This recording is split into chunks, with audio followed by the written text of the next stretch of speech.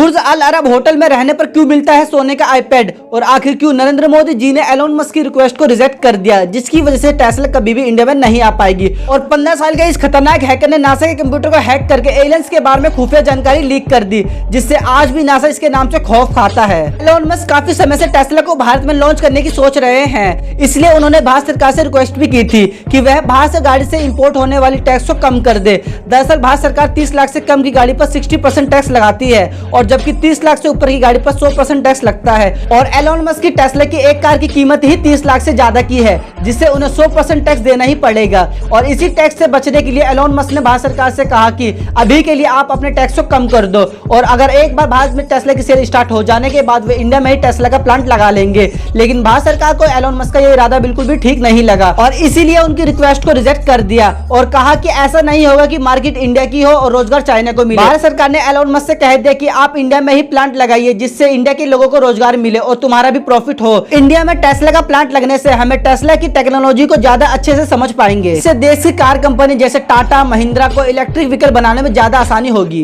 Jonathan James को दुनिया का सबसे खतरनाक हैकर माना जाता है। जोनाथन जेम्स ने अमेरिकी सरकार के डाटाबेस तक पहुंचने के लिए नासा के नेटवर्क से स्पेस स्टेशन के सारे इंफॉर्मेशन निकाल लिए, जिससे नासा को मजबूर होकर 3 हफ्ते तक अपने नेटवर्क को बंद रखना पड़ा था, और इससे नासा को करीब 32 लाख रुपए का नुकसान हुआ था। और इतना ही नहीं, जेम्स ने नासा का एक ऐसा सॉफ्टवेयर चुरा लिया था जिसकी कीमत $1.7 मिलियन थी। हैरानी की बात तो यह है कि जेम्स के हाथ एक ऐसा कोड लग गया था जिससे वह स्पेस में मौजूद इंटरनेशनल स्पेस स्टेशन का टेम्परेचर तक कंट्रोल कर सकता था। जरा सोचिए उसने कितने हाई लेवल की हैकिंग की होगी। लेकिन कुछ ही दिनों के बाद जेम्स को उसी के प्रोग्राम से नासा ने पकड़ लिया, और उसके बाद वो पुलिस के हाथों आ गया, और जेम्स को हैकिंग के जुर्म में 6 महीने तक की सजा हो गई। 6 महीने पूरे होने के बाद कई और कंपनी के साथ भी हैकिंग हुई, जिसके लिए कंपनी ने जेम्स को जिम्मेदार बताया, और उसने इन आरोप को साफ इनकार कर दिया। और इसके बाद अमेरिकी सुरक्षा एजेंसी भी जेम्स के पीछे पड़ गई। वह लगातार जेम्स के कंप्यूटर पर नजर रखने लगे। वह डिप्रेशन में आने के बाद जेम्स ने 2008 में आत्महत्या कर ली थी। दुबई की बुर्ज अल अरब होटल दुनिया का एकमात्र 7 स्टार होटल है, लेकिन इस होटल में स्वादिष्ट खाने, दुनिया भर के लाजवाब फैसिलिटी के साथ फ्री में एक सोने का आईपैड भी दिया जाता है। इस होटल में चेकिंग करने वाले हर एक गेस्ट को 24 कैरेट का प्योर गोल्ड का आईपैड दिया जाता है। इस आईपैड पर आईफोन कंपनी के साथ बुर्ज अल अरब का लोगो छपा होता है। यह आईपैड इसलिए दिया जाता है ताकि होटल में रहने वाले गेस्ट को एक खास रॉयल एक्सपीरियंस मिल सके। लेकिन यह आईपैड आपको तभी घर ले जाने दिया जाएगा अगर आप इस होटल में 1 हफ्ते तक रुकते हो। दुबई की पुलिस ने दुबई के प्रिंस को बीच रास्ते में रोक लिया था। दरअसल ये समय था कोविड का,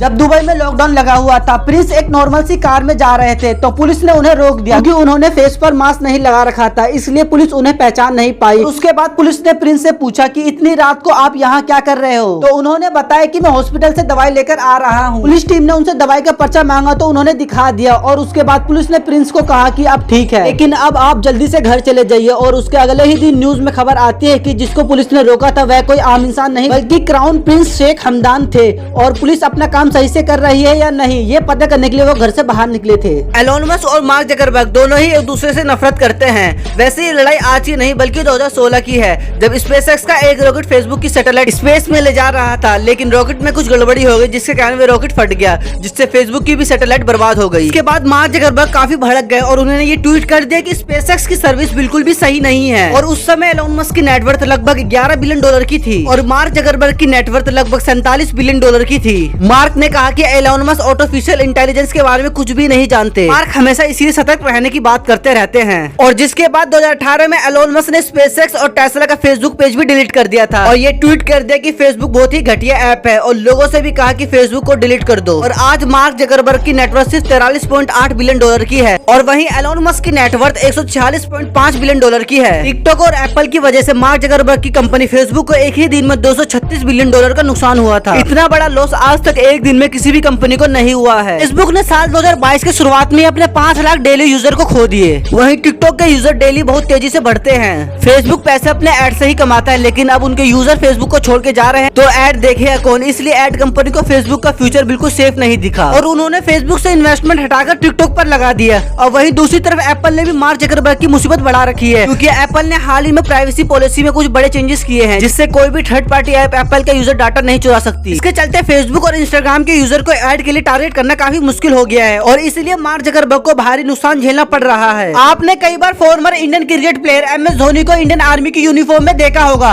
पर क्या सही में MS धोनी एक इंडियन आर्मी ऑफिसर है? MS धोनी ने खुद कभी इंडियन आर्मी में अप्लाई करके ये पोजीशन अचीव नहीं की है। जब इंडिया ने 2011 में वर्ल्ड कप जीता था, तब इंडियन आर्मी ने उनको honour rank of lieutenant colonel की पोजीशन दी थी। इंडियन आर्मी में 2 तरह की ऑनरी रैंक होती है।